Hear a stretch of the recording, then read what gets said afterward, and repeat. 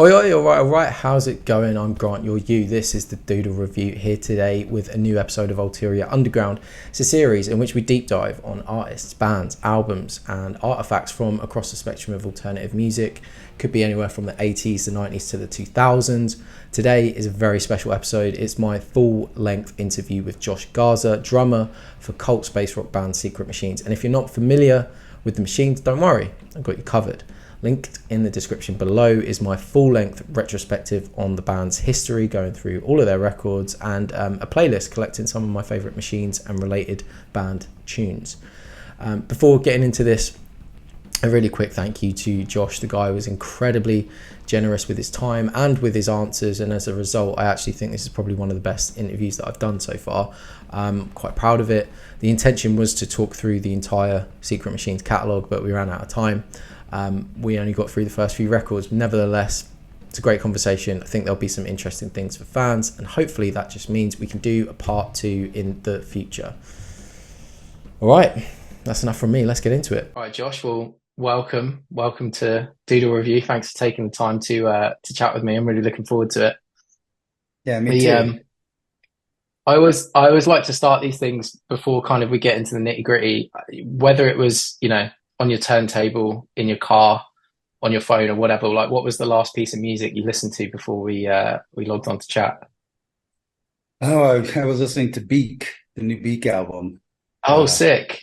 I haven't yeah, got to it yet. yeah, it's great. I like it. So that's what I have on. That's what I just listened to because I went to the gym and it was, I don't know, for some reason I felt like listening to it while jogging.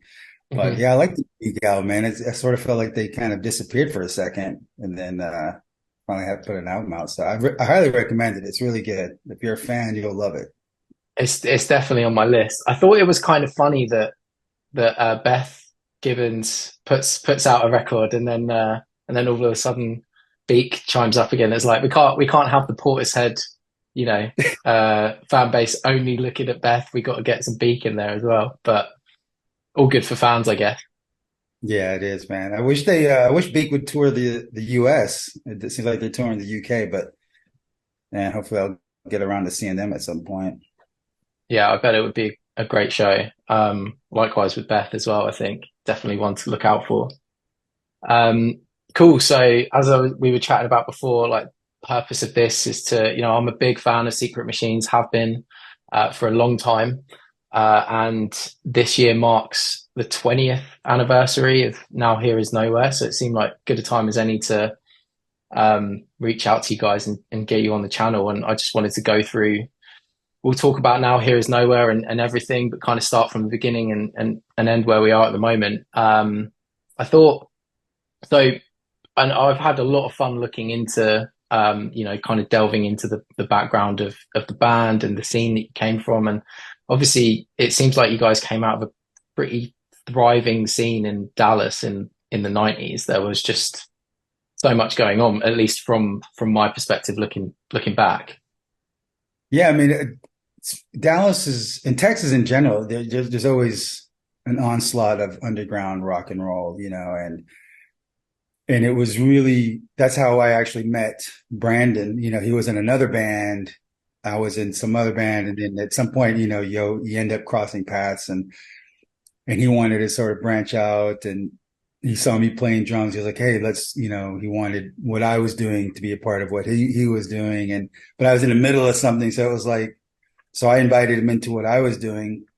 So it was just that kind of scene where there's like, at some point, eventually everybody knew everybody, Sure. and at A some lot of point, cross-pollination. yeah, a lot of that. But then at some point, you realize you're in Texas, and Texas is just a harder nut to crack when you're an underground band. Hmm. There's a scene, but it's like it's not like LA, New York, Chicago, where it can support that scene indefinitely. You know what I mean? Right. It's a different vibe. So at some point, we were like, we need to leave town. We need to either go San Francisco, Chicago, or New York. That was kind of like our three options. And the only reason we chose New York was because it got us closer to Europe, closer to England. Hmm. We knew that was what we wanted to do, is get to Europe and play shows there because we felt like what we were doing would would be kind of accepted a little more, in England and Germany. And it just seemed like, or at least we thought that in our heads, you know what I mean? I mean, I can see that. Like, there's obviously such a krautrock kind of vibe with what you guys do. That's kind of one element of the Secret Machines kind of build. So it seems like it would have that kind of transatlantic thing. So I think that was pretty good plan. Yeah, it Um, did work out to a certain extent. just on that point, what you were saying about like the scene not not being able to support itself. What do you put that down? Is it because Texas is just so big, like as a geographical place, that even with all those bands, you're not necessarily like building momentum, or was it something else? I think it's because a lot of reasons, right? So, but I think you can start with like, when you talk about the music industry, music labels, they're not really based in Texas. They're usually in, New York, LA, or even Chicago. Sure. And there's even underground labels, like indie labels. Austin in Texas has a great scene, but Austin is like we were in Dallas, so I mean, Austin might as well have been another country. You know what I mean? It was just we weren't involved with that scene as much.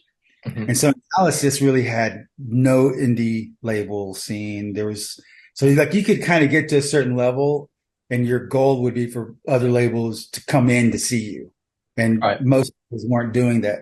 South by Southwest would be the big thing, everybody, but there's like a million bands trying to get your attention. So it was just really a hard struggle. But we felt like the music scene was great. I mean, Texas is known for just great music and a Mm. good music scene, but it doesn't have a really what I would say a great independent underground scene that can, where you can just be from there and stay there. I mean, I think you can now, but I think, it's just, but you have to be kind of be dedicated because at some point you're like, well, I'm in Texas and you Mhm. really, and given a choice, do you want to stay in Texas or do you want to venture out and explore the world? And for Yeah. us, it was let's explore the world. We were young and dumb and just had a lot of hope, and we were interested in kind of like pushing the boundaries of like comfort, in terms of living because we could, we've been comfortable enough in Texas that we're like, all right, let's be uncomfortable, go to New York, struggle on a lot of levels, Mm. financially, where we're going to live, how we're going to eat, where we're going to rehearse. I mean, it's New York, man. It's like if you want it, they definitely don't give it to you. You know what I mean?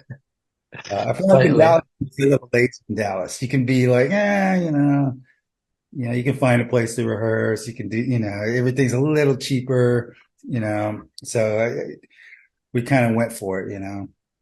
No, fair play. Get a bit of grit, bit of challenge. And I was going to ask, was it Comet? Was Comet the first band that you were kind of like out and about touring in, or was there Yeah, anything before that?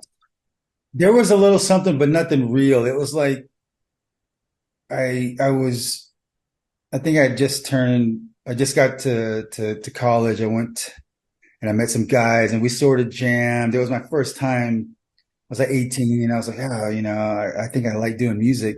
But Comet was the first time where it was like, we're songwriting, we're working, we're jamming, we got a rehearsal space, and Mm. we really were into it. I feel like I was really lucky to have been in that band because I felt like the talent level was really high. Um, Made some Songwriting, great stuff. Again, like in prep for this, I've really enjoyed how many other bands I've discovered, and Comet just the at least the album I was listening to sounded really cool. yeah. I mean, we that was a great time, great band. I was really bummed when it kind of fizzled out. I think I was in a band. It's funny because I was in Comet. It was two brothers. Hmm. Oh, really? So it was two brothers, and then I got, and it was like a four-piece band, and it kind of fizzled out because of the brothers were they just were somewhere else. They weren't interested in kind of like doing the rock and roll lifestyle, and one of the guys was married, and so they were just like not interested in being young and getting in a van and playing shows where I was, we were at that age, we're young, we were on fire. And so after that band fizzled out and it kind of ended badly, I was like, okay, I'll never be in a band with brothers. Fair Famous No, last words. I know exactly. Oh, that's so funny. I was going to say as well, and so afterwards you Captain Audio is like the next project, and that's kind of what brought you, Benjamin Yeah. and Brandon together. Um, and that was part of what I was my homework as well, was to listen to the stuff that you guys put out. Um, I actually like on the Luxury record, I feel like I straight away caught a bit of a glimpse of what would be your like trademark huge like blown out drum sound on a couple of tracks. You can kind of hear the roots of it. Do you can you recall how that sound came to be? Is it something you just stumbled upon, or is it something you were like seeking? No, it was funny because like I said, when I first went to university, I was 18. And up until then, I was playing drums, but I never saw it as something I could do. I mean, I Hmm. saw it kind of like, people who play soccer, or football or whatever, it's something you do, you're never really going to do it professionally. So when I got to university, I started being like, whoa, wait a minute. I like doing it. I'm running into people that are serious about doing it. It's like, oh, wait a minute. And then I was also into underground music by then. So I got really lucky because in like around it was around 1990, I went to university, and in that town, these guys were big fans of the Flaming Lips. And this was Right. early, like, man, this is early Flaming Lips, and they were huge fans of the Flaming Lips. And then that kind of opened this doorway to like all these other bands that were like the Flaming Lips. I got into Spaceman 3. I was getting to the Galaxy 500. These guys are fans of like Nirvana on the Bleach album. Like these were like Hmm. hardcore. Like they were like older upperclassmen, so they were like taking me under their wing. And I think the Flaming Lips is where I started hearing the modern kind of thing that Zeppelin was doing, like loud, bombastic drums, but it's not meathead rock. Yeah, yeah. It's like, oh wait, you can do it artistically. Hmm. And so I saw the Flaming Lips during that time, and he had a huge drum set, and he was real simple. And I was like, oh, that really inspired me. Like, kind of like the way, if you're a singer songwriter and you, nothing's more inspiring than Bob Dylan because he can't sing and he's really not a great player, but you believe him. You know Hmm. what I mean? And I think that's where I started seeing it's like, oh, you don't have to be Neil Peart as a drummer. You don't have to be technically proficient. I mean, if you want to be, you go for it, but I don't think for me, I started realizing I prefer playing in a band and playing music and writing songs and working together as a band as opposed to like being really great drummer. You know what I Yep. mean? And so I think that's where it really started. And so at that point, I bought this huge drum set, this huge kick drum, and it was like a marching drum. And I just put some spurs on it. And I was like, and I started studying how John Bonham tuned. And I remember the Flaming Lips drummer, I met him and asked him some questions like, hey, how do you tune? And so I took it from like the big band era in jazz where they would tune, where the bass drum it wasn't really a low end, kind of instrument that was for the Mm. bass. The kick drum was more of like a percussive thing so that they could hear it. So you tune it higher. So I started getting into that and being like, oh, you can tune it, you can bring it up and kind of live in this world where it's like a little more punk rock, vibey, Hmm. um, underground aesthetic, where it's like it's a little more abrasive. And that's where I just kind of went with it. And Comet was the beginnings of that. Captain Audio is where I started really kind of being comfortable with it. And they had a lot to do with Brandon because Brandon was in Captain Audio and he was kind of pulling that out of me too. Yeah. He was really he's probably the first musician that I worked with that he was like, he wanted to work with me because of what I was doing. And I think that really gave me the confidence and the comfort level to be able to just do my thing with him. And then he always pulled it out sonically. And so, yeah, I mean, Captain Audio was definitely the beginnings of Secret Machines, and I Mm. think the story though, with how we even got to the band Secret Machines was that near the end of Captain Audio, we used to start doing some really experimental shows, like full on experimental, one song, or one show would just be like Hunky Dory. We're going to do Hunky Dory, and we would do Hunky Dory, or we would do the psychedelic free gut show, or one show would be like a potluck, bring food and you get in free. And so we started doing these shows with other bands. Like we would do where other bands would come on and play with us, and we would walk off, and they would keep playing, and then and so we started calling these shows the secret machines of Captain Audio. And so, like, but I used to have a flyer, and I wish I still had it. It was like the secret machines of Captain Audio, and it was just like the show, with like, and everybody started knowing, oh, those are those freaky shows that Captain Audio is putting on. That's So so cool. I know, so when Captain Audio like fizzled out, and me and Brandon were like, okay, we're going to New York. He was like, yeah, we're calling it Secret Machines, and I was like, oh yeah, perfect. You know what I mean? That's a good name. you know. Oh, that's so good. I love that story. And yeah, it sounds like it all kind of happened really organically from just from playing and kind of deciding then to kick it off from there. So you were saying 2000 is when you kind of landed in New York, and then it wasn't too long after that, right, that the first EP, the September Yeah, Zero EP kind of formed. we had that actually. So we were doing Captain Audio was the band that was supposed to move to New York, Right. and we were planning on moving to New York. Hey, next year we're moving to New York, so just start saving your money. And eventually, the one of the members of Captain Audio, the girl, she was just like, I can't go. I can't go. I can't. I got like family, whatever. She had things that she couldn't just leave behind. Mhm. And so we're like, well, dang, And I was like, I don't care, man. You and me, Brandon, we'll do two-piece. Who cares? Let's go. And he was like, wait a minute, wait a minute. And he was like, I think I can get my brother to come with us. I'm like, really? But he's a drummer. And he's like, no, he's been wanting to pick up the guitar. This might be perfect. He might, now he can do guitar, I'm like, but he's a drummer. In fact, he's a better drummer than I am. You know what I mean? He's like an incredible drummer. And I was like, and he's like, no, he's totally into playing guitar. And I'm like, all right. So this was like the summer of 2000. And I'm Mhm. like, our goal is to be in New York by the fall of the end of 2000. And so I think it was like right after the 4th of July weekend, we rehearsed for the first time.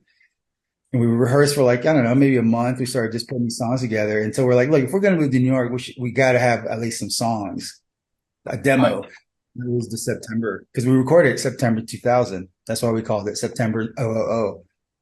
We didn't want to Uh, date it with 2000, so we just put September 000. And Smart. so that was recorded in September. We recorded in Chicago with Brian Deck, the guy Mm. from, we recorded there, and then we came back home, grabbed our stuff, and then just moved to New York, and it was just like, it seems like it happened quickly, but when you're in New York and you're just trying to, find a job, you're trying to just, kind of get into the swing of things. It felt really daunting, because what we were doing isn't what was happening in New York, really. Mhm. There were, the Strokes were kind of bubbling up, Right. It was Interpol. that whole garage rock thing. Yeah. And so they were looking at us going, man, what are you guys doing? Like, because Yeah. we'd go up and do one song, one groove, krautrock rock for 30 minutes, and they would just look at us like we were idiots, like, don't you? Like, no, we get it. You do you, and we'll do us. And we thought that was what New York was about. Yeah, yeah, But yeah. You guys, yeah, we're not trying to do that thing. Like, I can they're just like, imagine we're too all of young. these guys in their suits or in their leather jackets being like, have these guys missed a memo or something? Like, we're doing 60s Velvet Underground. What's going on? We were like, yeah, we got the memo. Yeah, yeah. We're doing krautrock. We're doing, at that time when we moved to New York, that's when we were getting into the Boredoms. We're getting into like obscure krautrock. Like now you start talking about Cluster and Harmonia, Mhm. and obviously we're already in Noi and Can, and then you start getting into Tangerine Dream, and then like the solo Tangerine Dream stuff. And we really got into Harold Budd, like New York minimalist composers. And so that was really inspiring us, but we weren't like ignoring, we still love the Beatles, we still, can we find that balance of where we love krautrock, but we also, don't want to bore people, to Mhm. tears. And so it was hard. It was hard trying to find that balance that we were looking for while everybody else was just doing garage rock and like doing the party, the Rapture, the AAs, who were Yeah. going the opposite way. Like, how short can we make this song, and how, punky can we make it, and how dancey can we make it? And we're like,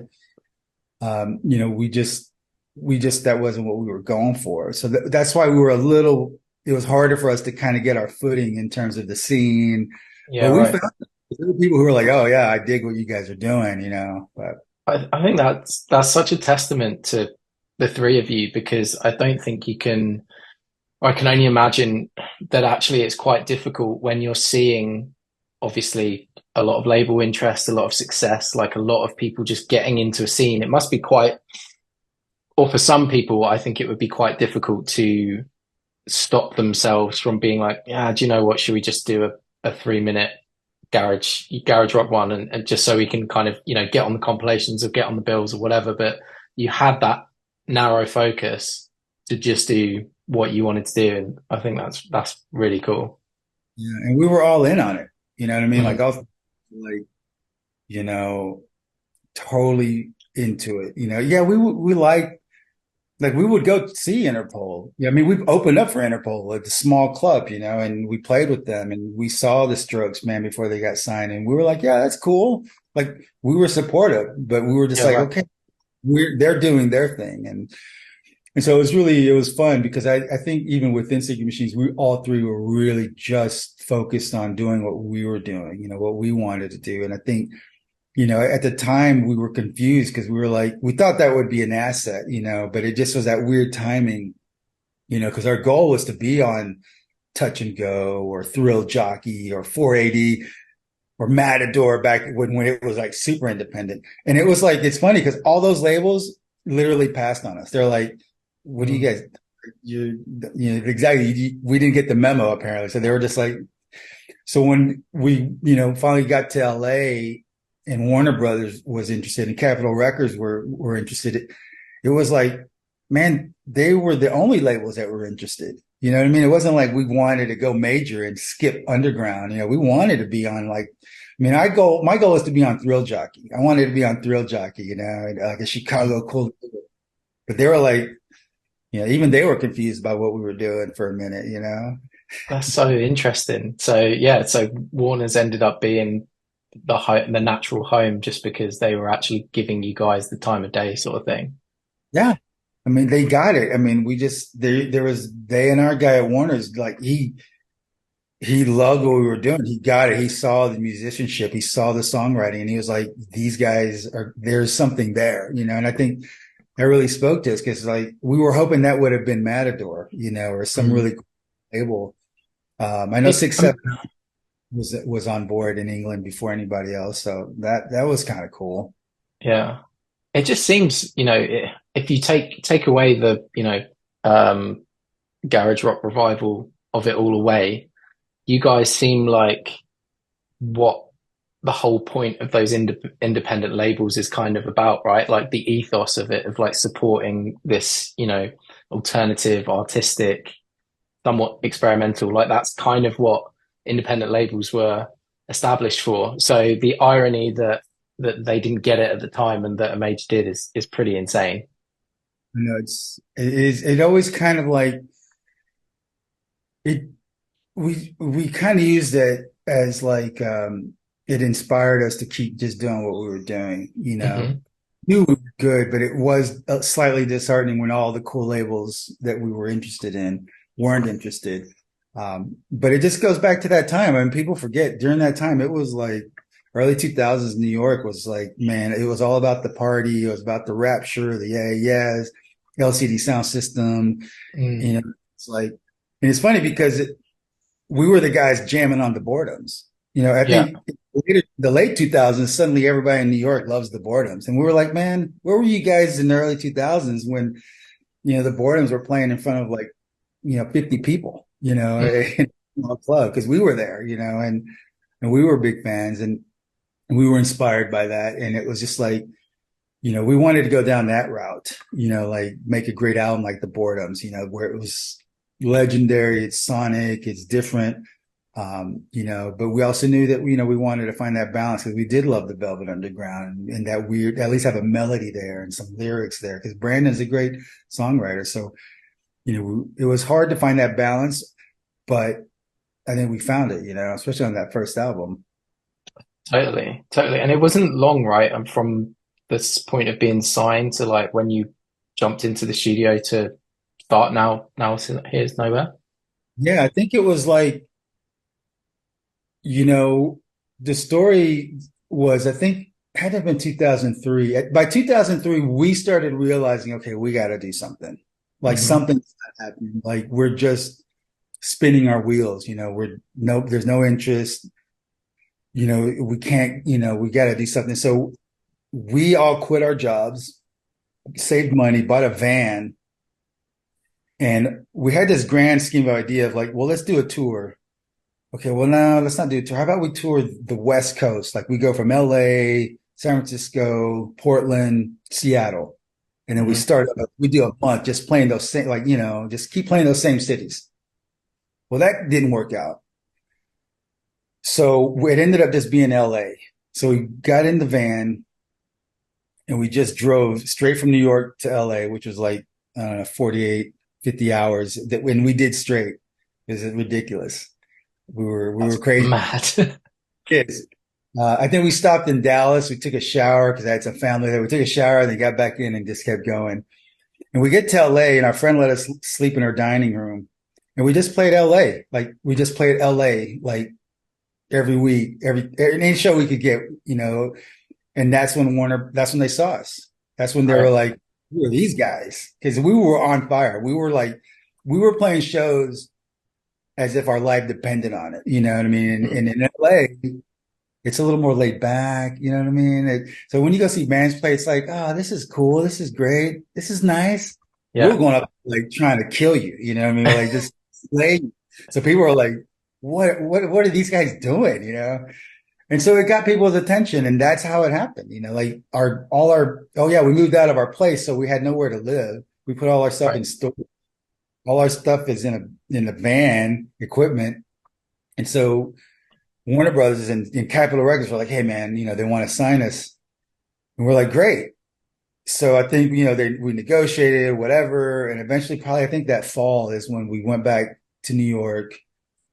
We had nowhere to live. We were like, I think I had a girlfriend. I'm like, "Hey, can I crash on your couch?" We're all just like figuring it out, and it was really hard. But yeah, we ended up recording, and they wanted us to come to LA, but we were like, "Man, we have nowhere to live. Like we had to figure something out." So we ended up recording in New York, and it happened Mm. pretty quick.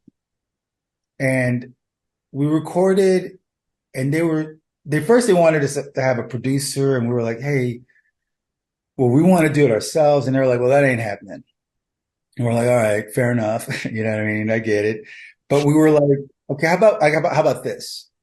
You let us record it the way we want to record it, and we'll mix with whoever you want us to mix with, or give Right. us and we'll mix with that guy." So they were like, "That sounds good. That sounds," because that way they're kind of, make sure it's at least mixed well. So we go in, and the first song we recorded, I think, was "Now Here's Nowhere," the last song on Hmm. that, and we were psyched. We are like, "This is insane. It's a crazy song." And our guy was like, he turned around and he looked at us and he was like, Do you guys have anything else? A short? Can you turn this song into a short song?" And we were just like, at the time, we were like, well, I mean, we were kind of confused. We knew enough to like, let's not bite the hand that's feeding us, right? So we're like, Hmm. what do you hear? Do you tell us what you think? He's like, well, how about if this song was a short version of itself? And Brandon was like, all right, what? So we went into a rehearsal space over the weekend, and out of that came Nowhere Again. Because Nowhere Right. Again basically took Now Here's Nowhere, took bits of it, and just morphed it into Nowhere Again. That's why it's called Nowhere Again. And so we come back on Monday, we record it, and then he was happy. He was like, "Oh my God, this is great." And we're like, "Cool, can we keep going?" you know. Yeah. Yeah. So he greenlit it. We recorded. We ended up going to LA to mix it with Rich Costi. Hmm. We really liked it. He was really good for us. And it seemed like it happened quickly, but at the time I remember it was just like, it couldn't happen fast enough. You know what I mean? Yeah, We I were can just imagine. I was going to ask you that obviously like the credit in terms of production on the record is Jeff Blenkinsop. Yeah, Jeff Um, Lincoln. So was his role kind of more like obviously you guys have a pretty clear direction of what you're doing. You've already achieved sounds on previous EPs and your previous bands. So is his role more just kind of advisory at this point, or how does his role It fit in? was. It's weird. We met Jeff Blenkenstop in New York. He owned he might still own it, man. We've been out of touch for a while. He had a shop where they fixed musical equipment, sound gear. And so I think somebody recommended him. So we would go there. And I think I took him, I had some musical gear, an amp, a music amp just for my stereo system that they could fix. And every time we'd go there, he'd always have this Pink Floyd stuff, and it looked like some like blueprints of the Wall tour. And so we were like big fans, I'm Floyd fans. And so we're like, hey man, what's up with that? And he was one of the guys, he worked on their sound crew. Like he was just one of their late 70s sound guys or part of the sound team.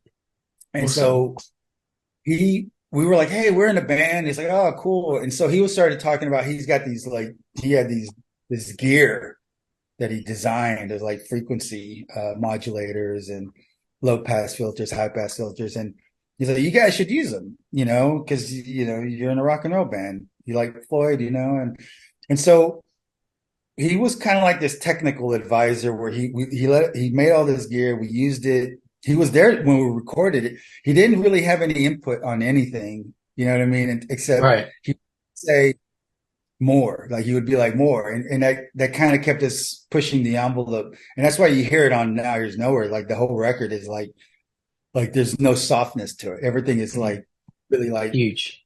yeah, it's huge. It's hitting. Everything's just like maximized. And he was a part of that.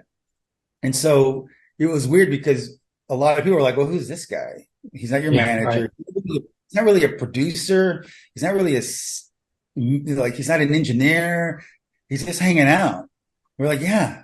We're like, yeah, helping us because he was supporting us. He was kind of like almost like a cheerleader, Hmm. like he was there, he supported us. He was this older guy.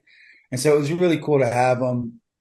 His gear wasn't good for touring because it was a little more delicate, but it was great for recording. And we ended up just, having him, we gave him credit, like he helped produce it. But for the most part, it was just us really putting it all together, the songs, we were big fans of like spending like a few hours getting it to sound the way we wanted it to sound. Then we would record.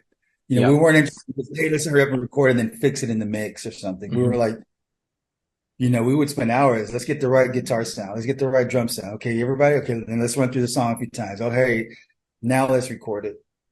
So that when we got to the mixing, it was more about exaggerating what was there. There was never like, oh, let's make it sound cool now, or let's make Right. it was there, man. The rough mixes were like huge. So it was pretty exciting. It sounds like a dream situation for certainly like a band in their early stage, like creative freedom.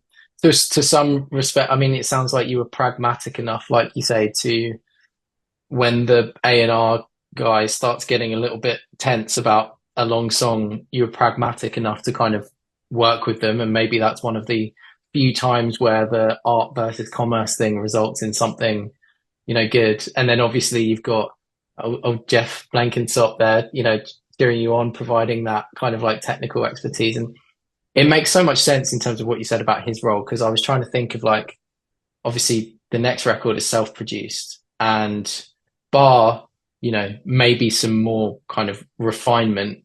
The two albums sound amazing, but they sound very similar. So I was kind of like, where it makes sense to know that you have effectively produced it yourselves and did so on the second one. I was gonna say about I did some research on the studio you recorded in, which was Stratosphere Sound, which was in Chelsea area in Manhattan, right? The first record, Yeah. and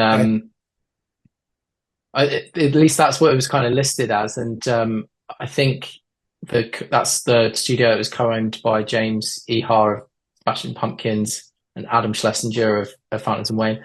I just thought I would tell you that I read an interview with Adam Schlesinger, who's obviously sadly since passed, but that studio shut down in 2012, but they did a retrospective interview, and he shouted out Secret Machines Now Here Is Nowhere as one of the albums that he's like really proud that was recorded there, which I thought was really cool. Yeah, it's good. I love that studio. I remember when we finally settled onto it. I remember we used to do this thing where we would like, we would always kind of like shut down, maybe around 8 or 9 p.m. We'd be kind of done. We wouldn't go too late, but we would hang out and listen to music, sometimes just to like, let's hear something else. And I remember, I think Wired put some record out around that time, one of their later records. Mm-hmm. Then I hadn't listened to any of the later Wire stuff. Everybody just listens to the early few records. But he turned us on. I remember that Wire. I forget which one it was, Send, or I think it was Send or something like that. And I remember it just blew our minds that like this band who had been considered old, now they're doing later records. And usually you get kind of written off. And I just felt like this older band was actually making a record that I thought was sounding better than anything else that was coming out, that was modern. And it was really cool that I always remember that about that studio and that recording process was listening to Wire, later That's really Wire. cool. I Like thought that that was palette cleansing in the evening, just listening to different stuff, just to, yeah, like you say, cleanse the palette. yeah, man, get you out of your own head because I think it's weird, the way you make records isn't the way people listen to music. People don't listen to music sitting there and having it blasted in perfect stereo. Mm-hmm. So at some point we started getting really into like, well, let's not listen to it really loud because nobody listens to music real loud. And also when it's too loud, the things that you think are subtle will be super subtle when people listen at a normal volume. And so I think we were trying to find that balance of like, let's make a really loud record, simplify it, but let's not like be the Who and record and mix and listen back on 11, where it's just blasting you because people just don't listen to music I don't listen to Yeah. music like that. I It's like it loud. fatiguing as well. It's fatiguing as well at the time, isn't it? Like you struggle to have the stamina to continue to do like a really long session or keep doing it day after day if you're just bombarding yourself. I mean, it's really hard to maintain that. So I think we found that. I think that's when we started realizing, oh, let's ease into it. Let's keep it mild because we're going to be here for like 2 or 3 weeks. And so Mm-hmm. we don't want to get burnt out day one, or something. And I was gonna say I've got to shout out, bring it up. 20 years on, Yeah, obviously the man. record continues to get. I think it's continues to be revered, but seems to grow in its kind of like cult status. Like, do you like? I don't know. How do you feel about it looking back at this point? Do your feelings on the music ever change? Did it take you right back to recording it, or do you kind of appreciate it with a new feeling after this much time? And all the above, because sadly, it reminds me being together as guys and friends. We live together, and Mm. a lot of people when they think of the record, they think the music, but I think of the experience we had, the bonding that we did, and we were like a band of brothers. We were in it together, supported each other, we struggled together. You know, it was kind of like the best of times for us. It was Mm. just so. I think of that record. I see all those memories come back. You know, I mean, at the tail end when you're finishing up the record, it was like we were already over it. We were already ready to tour. We were already ready for the new songs. But yeah, when I look back, it's like we did a lot for ourselves. I mean, when we got signed, we didn't even have a manager. We didn't have, or we got a manager after we got signed. So, I feel like three driven guys made that whole record happen. Like we did, nobody gets credit for, signing us or a manager. No, it's like we did it. And it's like, I'm very proud of it. When I look at that album, I'm like, man, a lot of blood, sweat, and tears went into it. And it was, and then when I listen to it, I'm like, yeah, this is, I don't listen to it often, but, I have put it on, especially since I have a daughter and she's always shocked to know that I was in a band or something like that. But she loves it. I mean, she loves First Wave Intact. She's like, that song, is great. She's 6 years old and she's like blown away by this rock song. So I got to Got hear it and taste.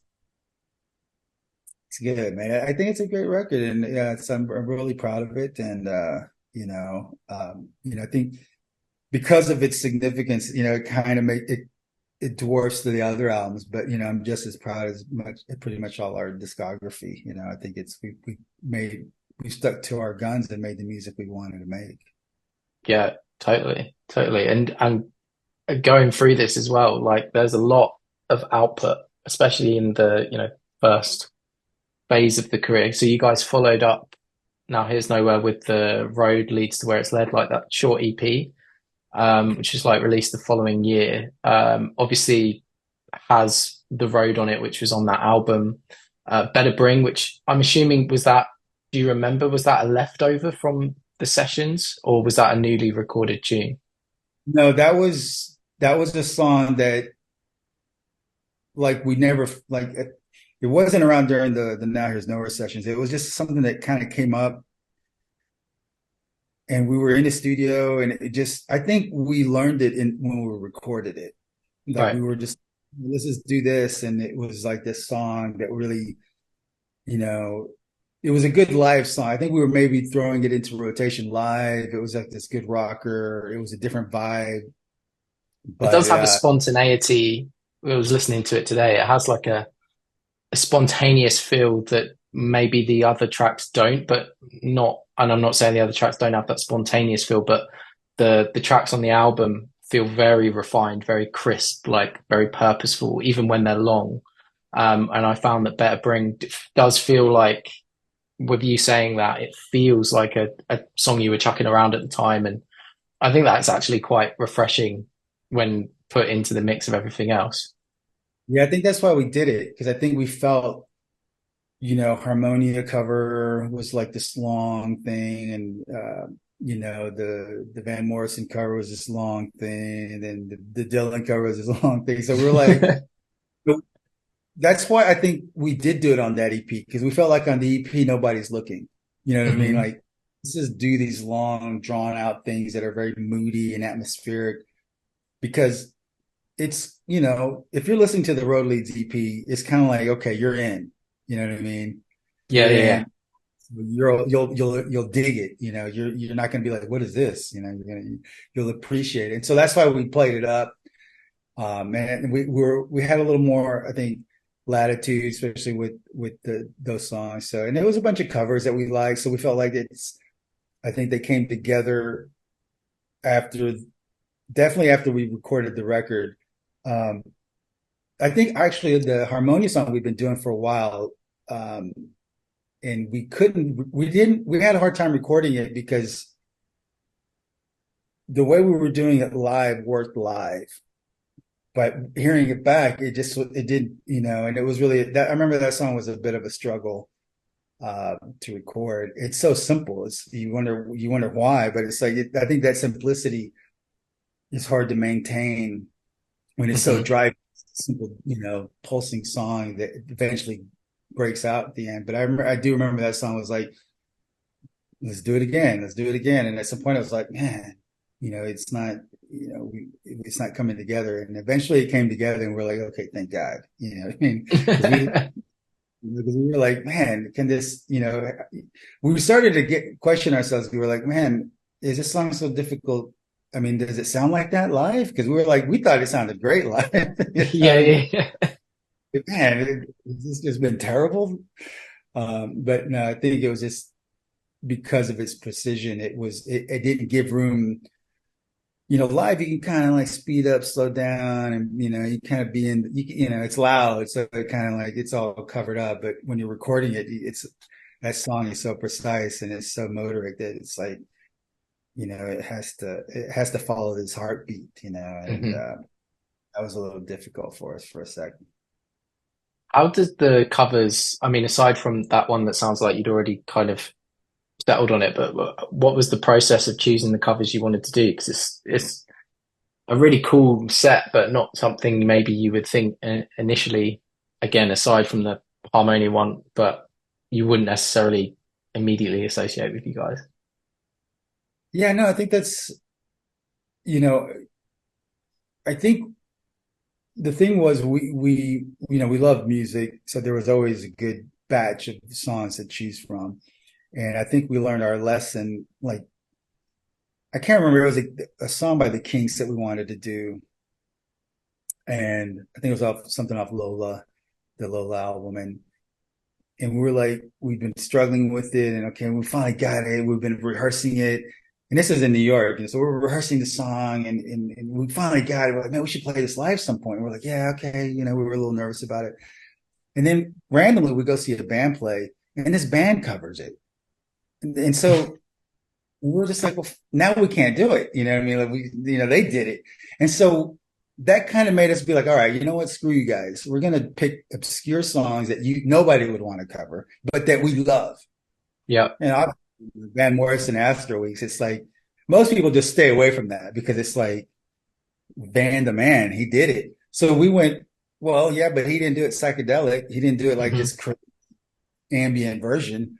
And nobody would do that. So, but we would. And same thing with Dylan. Most people who cover those Dylan or Van Morrison are going to try to, get the acoustic guitar and Yeah. go do it Van Zant style. And it's like we just went completely like space rock on them. So I think that's why. And then the Harmonia is like we knew that we loved the band. We knew we loved the song, and it just turned into like a fun thing to do. So I mean, it Hmm. was like. And we knew we were safe. Like, ain't nobody going to be covering any of these songs.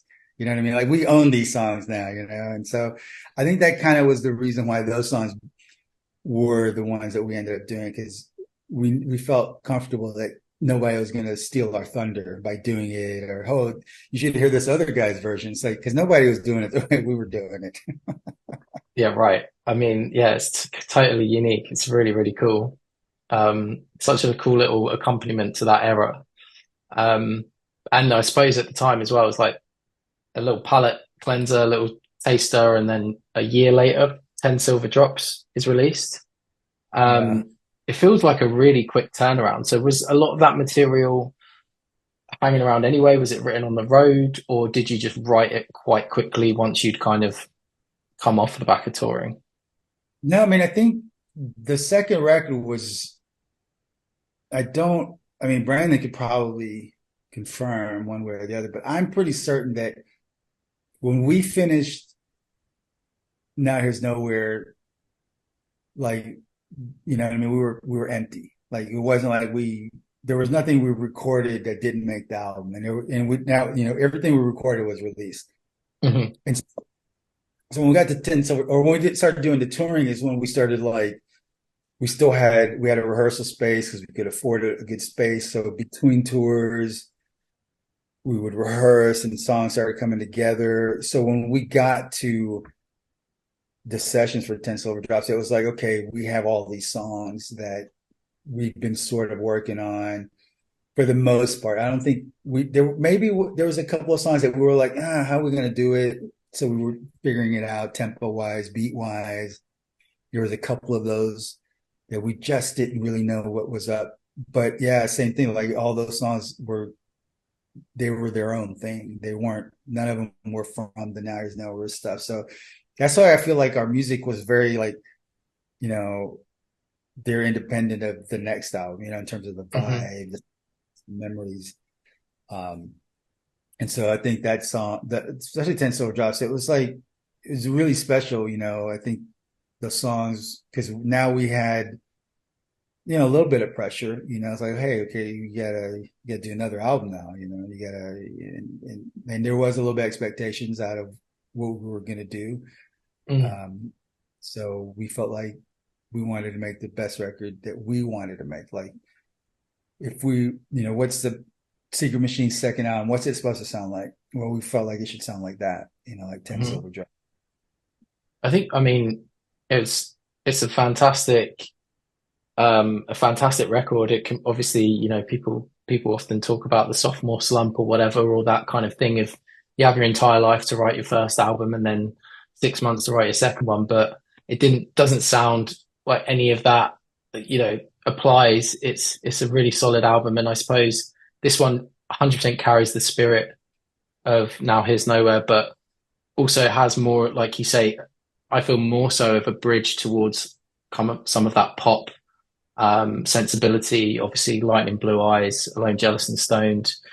Was that a conscious decision? Was it kind of a okay? Let's really kind of see what we can do to make something that's accessible within the world of Secret Machines, or did it just happen? No, I think that's the thing about being in a space rock band is that you can be committed to a bit, right? You Hmm. could be, we do this, and this is what we do, and you know what? You stick to your guns, and this is your bit that you do. But when we got to the second album, a lot of the things that we wanted to say were said. Like we didn't Hmm. want to do First Wave Intact Part Two. You know what I mean? Now Here's Nowhere Part Two. We felt like that we were at our best when we were just doing what were doing the music that we were doing. Like this is the song that we're doing now. Let's do it. Hmm. Um, and I think we did struggle. I think on that the 10 Silver Drops, there was a few songs where it was like, okay, we were unsure. Is this song going to be a 10-minute song or is this going to be the 4 or 5 minute song? Because we didn't have time, like you were saying, we didn't have our career to go take it on the road and do the 10-minute version and then be like, oh, let's do this 5 minute version and then see which one's better. Mm. I remember, I think, I'm trying to remember which song, we were like, we ended up, it used to be a long song, but we're like, yeah, but it's not a long song, and so we shortened it to be a little more contained in a little with what you would say is, oh, it's a shorter rock song, more straightforward. But it was I because we were, suppose I was going to say, I suppose when you guys fit so well together and can play so well and all have that same mindset and you're in the space rock vibe, any song can by default just become a 10-minute one because you just fall into that groove, right? But then I suppose the challenge is to figure out, okay, does this song actually deserve to be that 10-minute opus, or can this one be the 5-minute I jammer? mean, I think that's the thing that a lot of bands have on the other side of the spectrum, where it's like, like a band like The Strokes who would never have a 10-minute song. So they're committed to like, this thing that they do. Whereas we would try to be like, look, every song, we don't know what it's going to be. We Hmm. don't know if it's going to be a long space rock song or a shorter rock song. But we did know that the song would tell us. So we had to be a little more open to it on 10 Silver Drops because you're right. Our go-to would be like, because the way we would write would be to have long-winded passages. Like Brandon would be like, oh, I have this little section of a song. So instead of like playing that section of a song over and over again, we would just say, well, let's just play that section for 10 minutes so that Mm. we find the groove, we find the vibe. And we always did that. So that's why songs, you could, when you do that, you can discover moments. That's where you get First Wave Intact, where you're like, you realize, yeah, that could have been a 4 minute song, but man, that groove, that's part of the song is that it drives home this vibe. And so it was a challenge to be like, oh, wait a minute. We have been doing this song 10-minute style, but it's not really a 10-minute song. It's a shorter thing. And 10 Silver Drops has a lot more of that.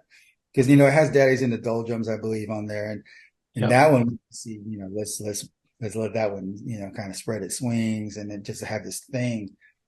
And things were a little more obvious to us, I think. But then it does seem to people like, oh, you're not as weird anymore. And it was like, well, we were never committed to just being weird, Hmm. what I mean? Committed to like doing First Wave Intact and then every song on the album being just like this long thing. Because if you really look at Now Is Nowhere, it has its moments of pop sensibility. you Sure, know. definitely.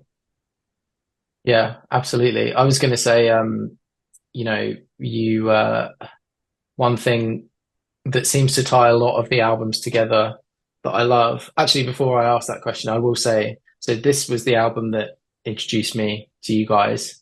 I remember I was just getting into music at the time. I was like 14, 15, and I distinctly remember for a long time, Zane Lowe, before he was the guy that he is now, the Apple Music guy, he was Radio 1's DJ, like 7 to 9 p.m. And he would play kind of like whatever that was the cool thing. And I used to literally, it was a different time. I used to wait for that go. And I remember him giving you the hottest record in the world. And I can't remember if it was Alone, Jealous and Stoned or Lightning Blue Eyes. It was one of the singles. And yeah, I remember going out and getting the CD straight after that. It was fucking cool. So I got a lot of attachment to that album.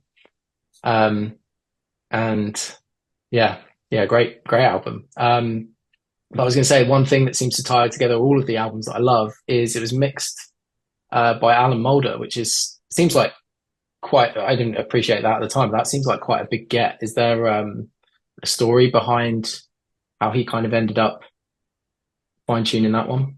Yeah, I mean, at that point, we knew who Alan Moulder was. We knew all the albums he had done, and we were fans of a lot of stuff he had done, obviously. But we knew him as being a guitar guy. Like he Mm. makes guitar sound great. And we felt as a band that since we had one of the greatest guitarists in terms of sounds, sonics, and what he was doing, we felt like, man, we should team up with Alan Moulder because the album will, because we don't have to worry about the drums being buried. You know what I mean? It's like, I mean, I'm not going anywhere, so I felt confident that with that, that foundation, the guitarists would just sing more. And they did. I mean, I feel like, the first album is the Rich Costi album, and I just feel like it's a great album. It's not a drum album, but it's a great rock album. But I think the Alan Moulder 10 Silver Drops is like, I think the guitar, it's more of a guitar album, like in a good There's a lot way. more color in the mix, Yeah, I think. yeah, totally. And I think that's because that's what we were going for with the first album. And we made a decision. Let's work with Mulder to do that, to have the record have a little more sparkle. You know what I Hmm. mean? It has this other vibe because I think that was the only way we were going to save ourselves from being accused of just doing the first album, part two. You know what I mean? Yep. We had to do something different sonically. And working with him was great. He was a great dude. It was a great session. And, we were in London near, I don't know, Shepherd's Bush, somewhere around there, I think, Made and of it was Vale, good. maybe. Huh? Made of Uh, Vale, maybe.